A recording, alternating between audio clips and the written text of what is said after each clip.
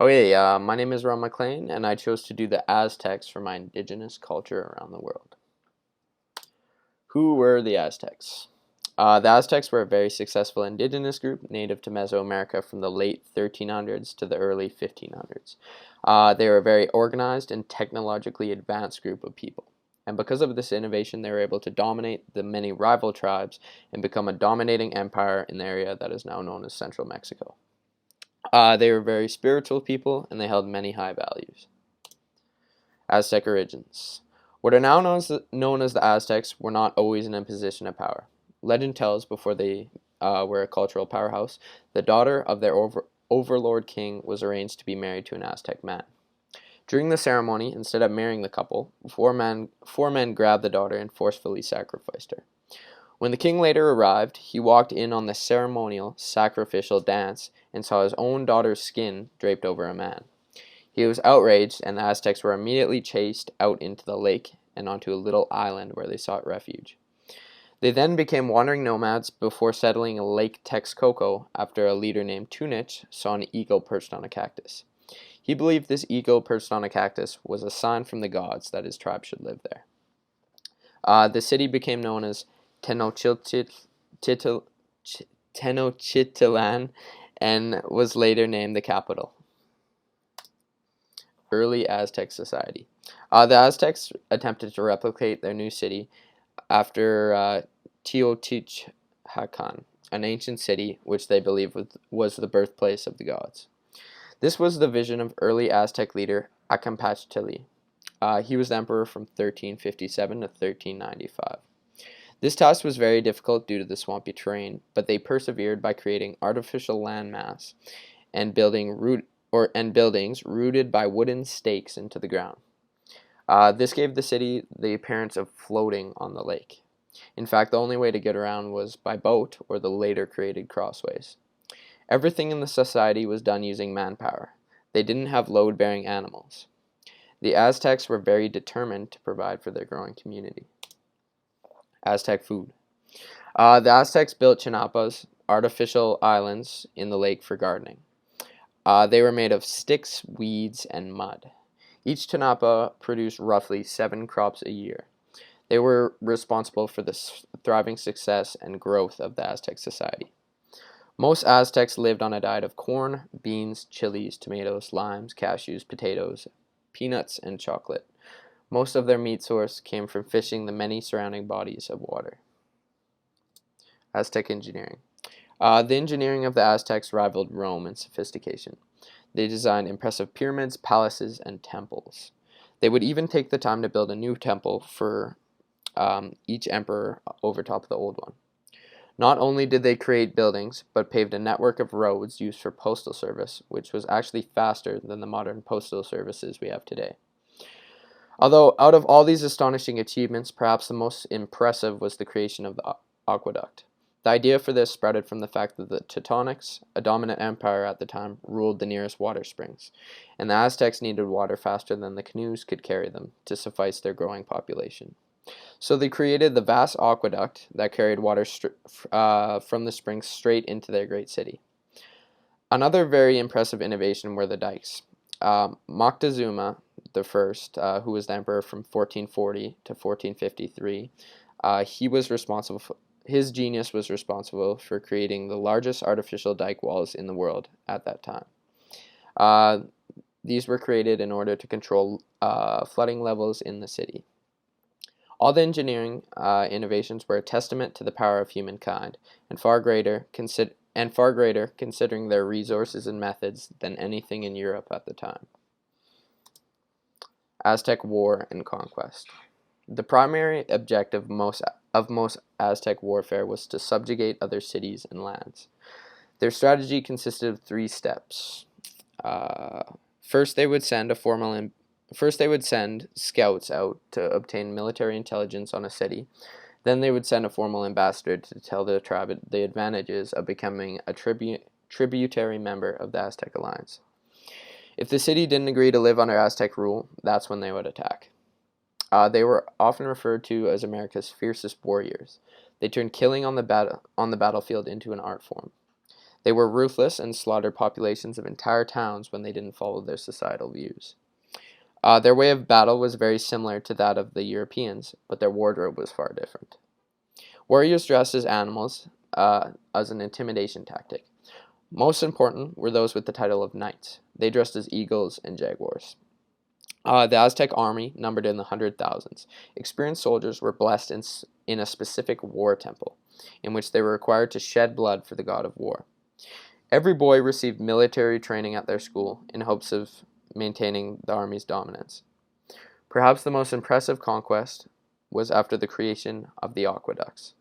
The Teutonics were very unhappy with their water supply being stolen, and it sparked assassinations within the Aztec community and a war between the Aztecs and the Teutonics, in which the Aztecs came out victorious. This was the first time they had defeated their great overlords, and it allowed them to become the new powerhouse in Mesoamerica.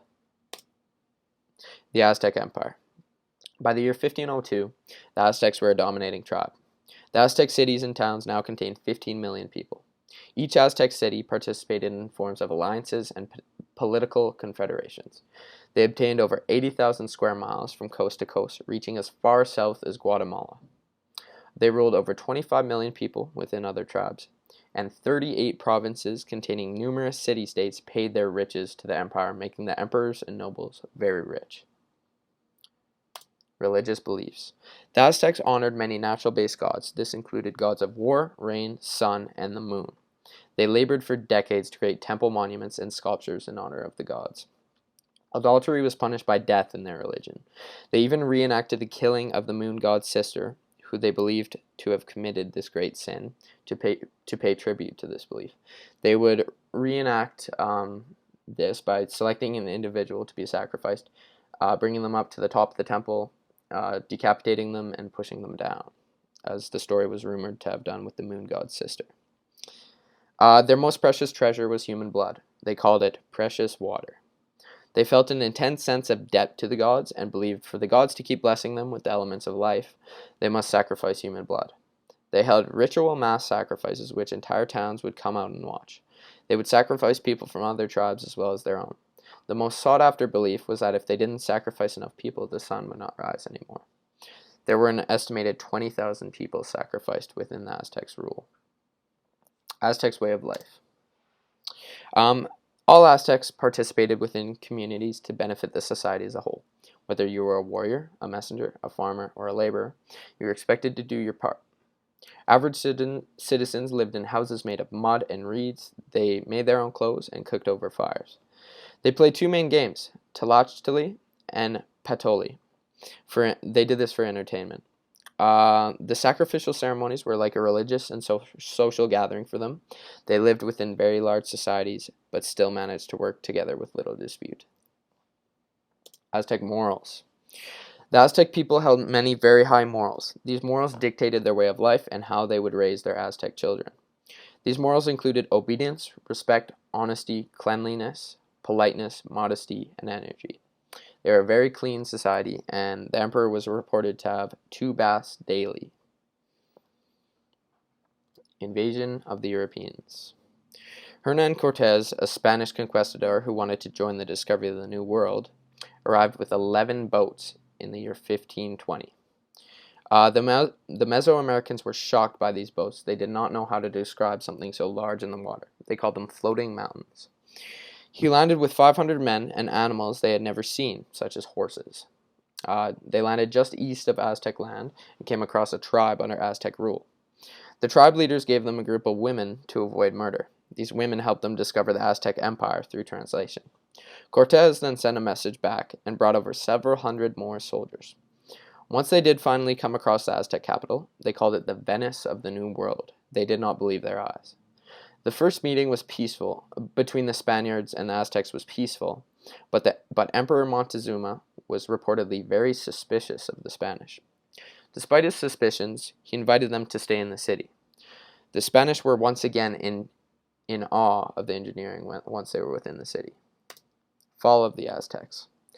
Once invited into the city, the Spanish kidnapped the Emperor Moctezuma II for over 6 months. This lost the Aztec people's trust within Moctezuma. Spanish soldiers later then interrupted a sacrifice, which was actually a forbidden feat under Aztec law. This sparked outrage within the city. Through this outrage, the Spaniards attempted to escape under the darkness of night, and 400 of them and several thousand of their indigenous allies were killed by the Aztecs on the crossway. The Spaniards then vowed to destroy the Aztecs and destroy the surrounding city. They cut off the water supply, and weeks later they mounted attacks by land and by sea. 600 Spaniards and 50,000 indigenous allies attacked the city for months. They slaughtered the majority of the population. On August 13th, they captured the final Aztec leader, and after all of this, smallpox additionally wiped out the rest of the population. In the end, 90% of the Aztecs were killed, and the Spanish looted and destroyed the once impressive city. Aztecs versus the First Nations of Canada. The Aztecs, who were indigenous to Mesoamerica, share some similarities with the First Nations people of Canada. They both held very high morals within their society. They both worked together collectively as a community. Both tribes also exhibited the ability to adapt their lifestyles to the living conditions they face, such as the Aztecs adapting to their harsh, swampy conditions, and the First Nations people of Canada adapting to the brutal Canadian winters. They were both a very spiritual people, although, of course, the First Nations people of Canada never participated in human sacrifice, and they were both eventually invaded by Europeans. Where could we be today? The Aztec society no longer exists. All that is left is ruins of temples and history books. However, they were such an advanced society, it begs the question, where would society be today if they had not been abolished? The sophistication of their ideas and designs marvel historians at how innovative they truly were. Perhaps if they still existed, the human evolution and success would have sped up even more rapidly. And there's my sources and my photo sources.